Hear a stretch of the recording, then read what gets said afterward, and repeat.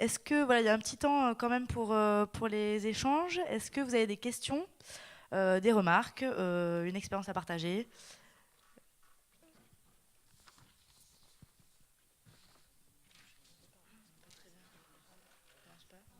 Bonjour. Oula. De mon côté, donc je m'appelle Arnaud Thibaudot. Il y a 2 ans, j'ai fait un certificat de design en permaculture, justement. Pierre t'en a parlé, je crois, de la permaculture. Et pour moi, la biodiversité, justement, c'est la permaculture. Après, pourquoi? Parce que j'ai lu beaucoup de livres, parce que j'ai été formé par quelqu'un qui est un formateur international et qui lui essaie d'apprendre en fait ce qui manque la plupart pour lui dire l'humanité, c'est les liens qui font que tous on se retrouve au supermarché à dépenser l'argent que tu dis qu'on dépense tous ensemble, donc on contribue tous à cette mauvaise biodiversité. Et est-ce que donc tous, vous avez connaissance des mes pratiques de permaculture, notamment, que ce soit sur le terrain, que ce soit de la permaculture humaine, notamment, ou est-ce que c'est quelque chose qui vous a intéressé? Parce que niveau biodiversité, c'est la raison pour laquelle moi je suis venu, pour savoir si la définition que vous aviez était la même que la mienne. Voilà, c'est tout. Est-ce que quelqu'un souhaite répondre ou peut-être, enfin moi pour essayer de répondre très rapidement, voilà, enfin nous à l'agence, enfin quand on parle de biodiversité, je pense qu'il y a aussi plein de définitions. Nous, en gros, la définition qu'on utilise, c'est voilà, c'est l'ensemble des êtres vivants, c'est la diversité biologique, donc c'est le vivant, et c'est toutes les interactions aussi. Surtout qu'il y a justement entre ces éléments, et je pense que c'est là le lien avec la permaculture, c'est de penser les interactions. Après, est-ce qu'on a vraiment la même définition, la même pratique des choses? Je ne sais pas, mais en tout cas, voilà, nous, comment on aborde la question, quoi. La question des interactions, la question justement des interactions entre les espèces et ou dont l'homme. Voilà, comment l'homme se place dans tout ça. Voilà pour nous. En matière de propositions d'écologisation de nos sociétés, j'ai l'habitude, moi, de travailler sur 3 grandes modalités d'action. Une modalité d'action, c'est j'imagine un monde idéal et j'essaie de le diffuser. La permaculture, c'est typiquement un mode de culture du monde idéal.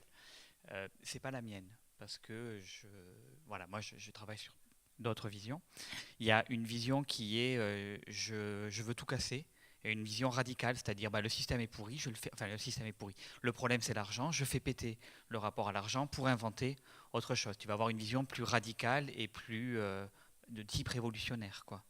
Et puis après, tu as une troisième vision qui est une vision plus incrémentale, c'est-à-dire elle va se dire, bon, ben, l'agriculture, elle a tel et tel problème, l'idéal il est là, mais pour arriver à l'idéal, il y a quand même quelques étapes, et je vais essayer de travailler les étapes, et tu as en matière agricole les modèles qui se battent à ce niveau-là, ça va être agroécologie, écologisation. Moi, la permaculture, si tu veux, c'est comme ça que je la vois, c'est celle d'un monde idéal qui est très bien, mais qui est encore loin, quoi.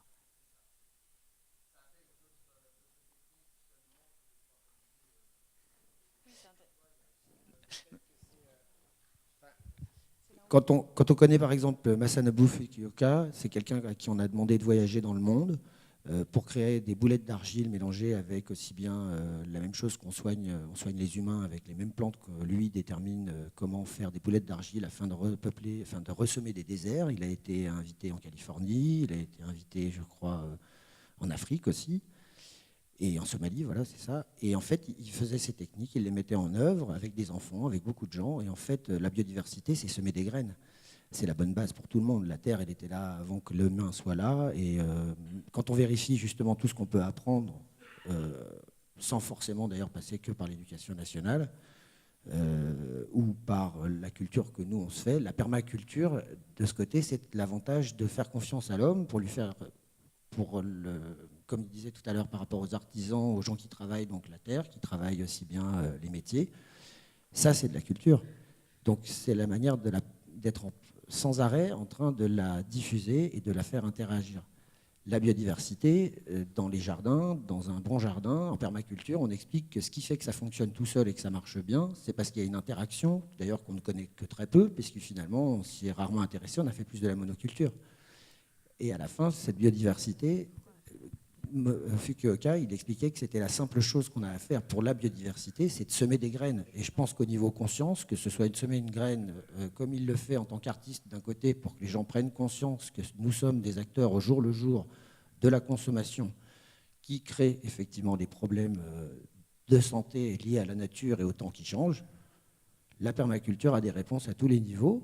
Et lui, je pense qu'il a plein de copains permaculteurs qui le font, mais on transmet aussi pendant ces CDP le fait qu'il ne faut pas se rattacher forcément à essayer de l'intégrer dans le système actuel où nous sommes. Effectivement, il vaut mieux casser le côté économique et se dire qu'on va vivre en faisant du biomimétisme, en copiant la nature et en vivant avec elle. Oui, mais c'est comme open source, c'est pareil. Pour l'autre question que tu as posée, où tu demandais quelle était la vision de la biodiversité, voir si on avait la même que la tienne,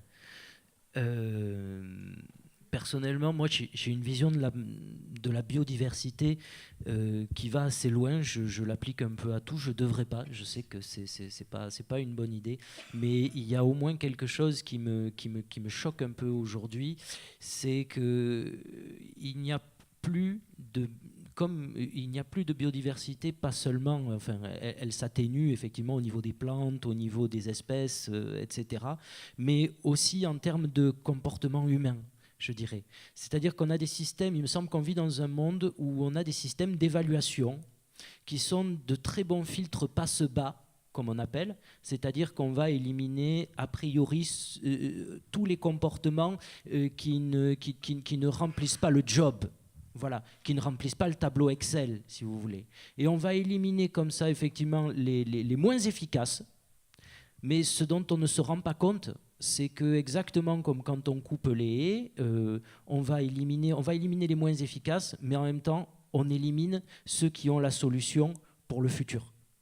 Tous les systèmes, à mon avis, sont des systèmes vivants, même les systèmes langagiers. Une langue qui arrête d'inventer des mots, qui se crispe sur un dictionnaire, va mourir. On le sait, on est tout le temps obligé de faire évoluer tous les systèmes vivants. Et bien là, en termes d'évaluation, mais partout, hein, même à l'université, partout, on a quand même maintenant, toute notre société, depuis une quinzaine, une vingtaine d'années, il me semble, a des systèmes d'évaluation qui ont l'air très très bien, mais qui sont des illusions et qui éliminent trop tout ce qui sort du cadre et qui donc éliminent les plus mauvais, mais aussi ceux qui nous permettront de changer le monde, voilà, et de répondre à nos défis. Du coup, ça me fait penser aussi à une projection d'élèves qu'on a emmenés au cinéma voir Demain, le film avec Mélanie Laurent, etc. Et des élèves qui étaient bien sûr agréablement surpris, qui découvraient pour certains des possibilités autres, effectivement. Et très vite, dans le débat, il y avait un sociologue qui était là, un scientifique. Et très vite, dans le débat, est arrivée l'idée que... Alors, c'était pas la permaculture, hein, mais on voit Rabi avec les colibris à un moment donné. Voilà. À l'idée que, ben oui, au niveau individuel, oui, à l'échelon peut-être d'un village, mais comment transposer ça au niveau planétaire?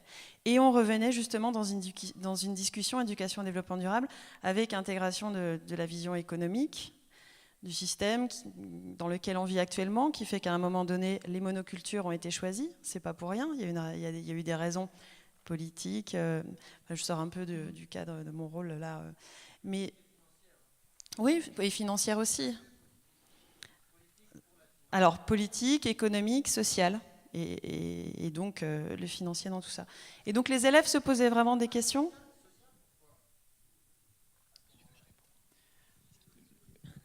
C'est moi qui lui ai soufflé social. Je ne sais pas si on part sur ce débat-là.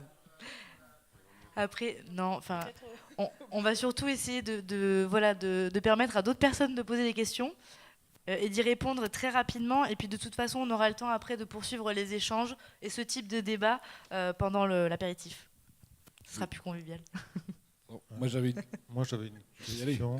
Pardon. J'avais une question par rapport à mon ressenti par rapport à la présentation de la nature et de la culture que vous avez faite, mais qui est souvent faite, c'est de faire croire, même quand on nous apprend par exemple les notions de climax, etc., que la nature reste toujours au même niveau. Alors, je pense que la nature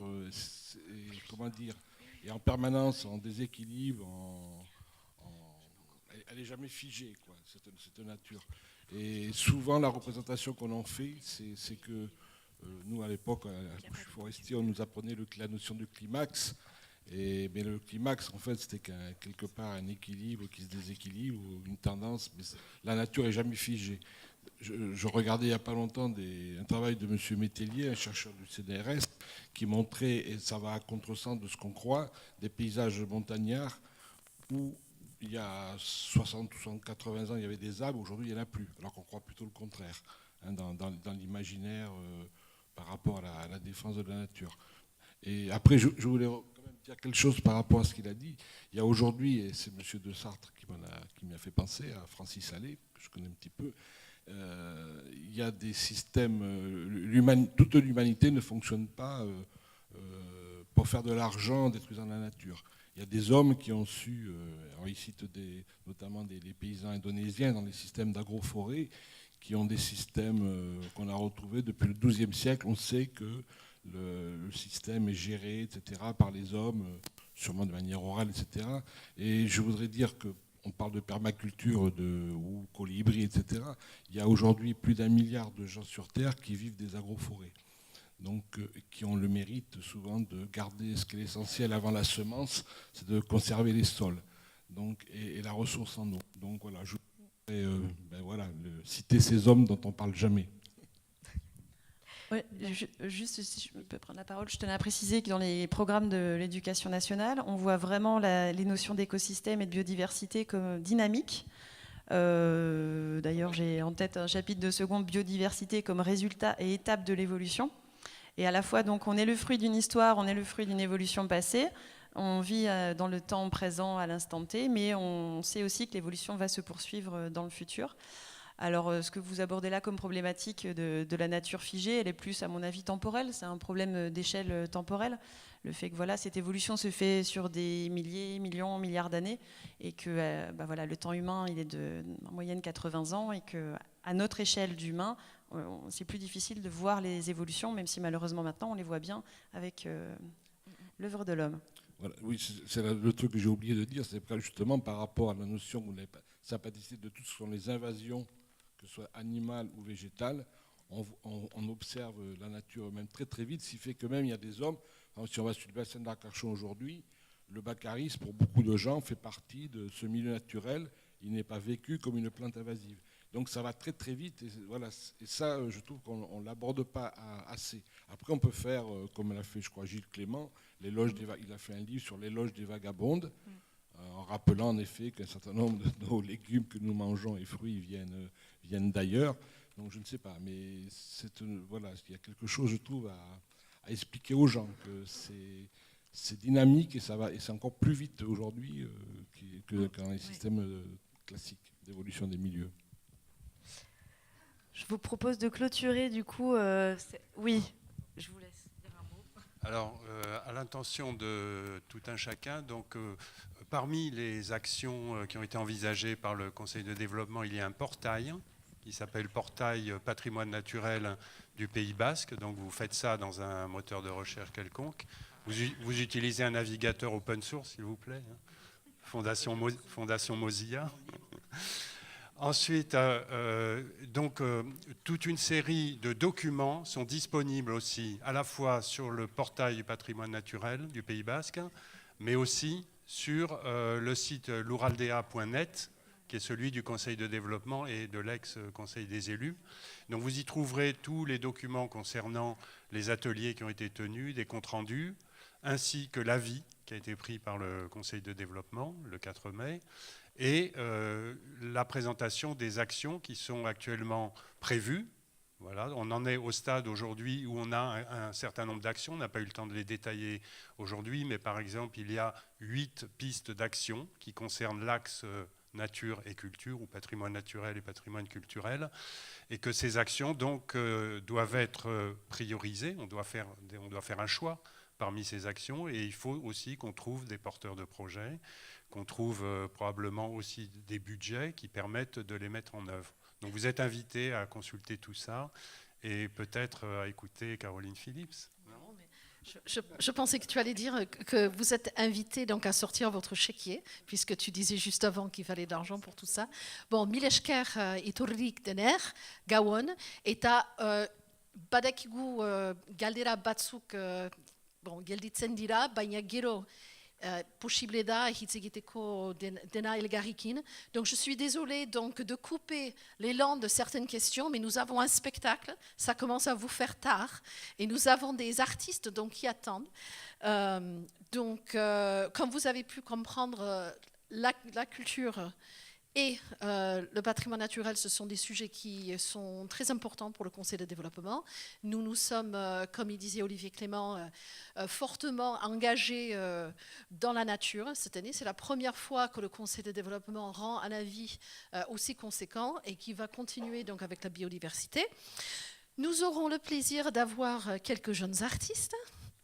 Donc, Itxaro Borda, que nous aurons le plaisir donc d'entendre, Bihotzak Chouar, donc en français Brûler mon cœur, donc qui parle de l'environnement, de l'écologie, mais aussi des contradictions qu'il peut y avoir. Et elle sera accompagnée d'artistes, donc de musiciens, de chanteurs, Benyata Chiari, Jean-Christophe Irigoyen et de Bruno Aguer, donc qui est artiste, qui va faire un performance, comme on dit en anglais, une performance en direct, parce que je déteste dire live, donc en direct pour vous. Alors il m'a dit donc de vous souffler que ce ne sera pas figuratif, ce sera abstrait. Donc je vous propose de faire une petite pause de 10 minutes, courte, le temps de faire pipi. Et puis de revenir, s'il vous plaît, et après, nous aurons le plaisir de faire un petit cocktail tous ensemble. Mile esker, orain arte. Merci.